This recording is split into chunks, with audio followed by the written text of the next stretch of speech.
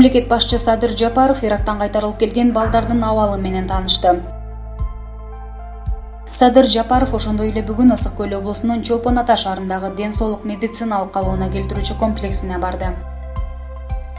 Улукбек Марипов Бишкек башкы архитектура ишканасында көчмө жыйын өткөрдү. Быйыл Бишкек шаарында Ноорус майрамы өткөрүлбөйт. Манасчы Дөөлөт Сыдыков Ошто 3 күн бою манас айтат.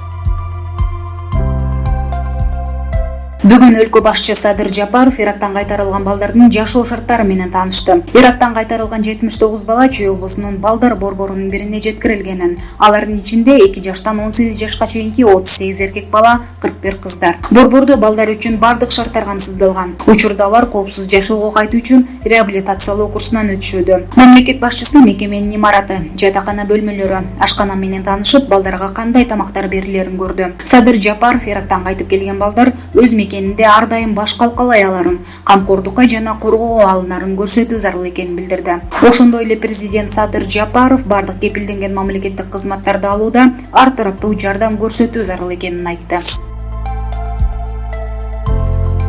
Бүгүн 19 мартта президент Садыр Жапаров Ысык Көл облусунун Чолпон Ата шаарындагы ден соолук медициналык калыбына келтирүүчү комплексинен кабар алды. Комплекс Ысык Көлдүн түндүк жээгиндеги климаттык жана бальнеологиялык шарттарды эске алуу менен тандалган. Комплекс каражаттын жетишсиздигинен улам токтоп калган. Мамлекет башчысы комплексти көрүп, талап кылынган курулуш иштеринин көлөмү менен таанышып чыгып, жакынкы аралыкта долбооруга каражат табууларын белгиледи.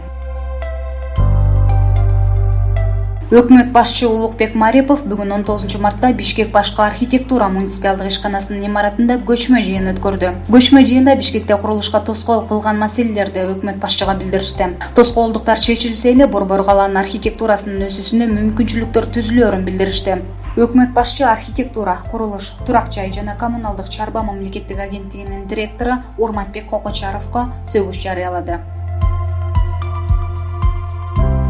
Бишкек шаарында кур чыгармаган вирустук инфекциялар менен кайрылгандар көп болуп жана башка мамлекеттерде вирустун жаңы штаммы табылып жаткандыгына байланыштуу Ноорус майрамы белгиленбей турган болду. Бул тууралуу мэриянын маалымат кызматы билдирүү таратты. Ошондой эле Ноорус майрамына карата борбор калаада массалык иш-чараларга чектөө киргизилген.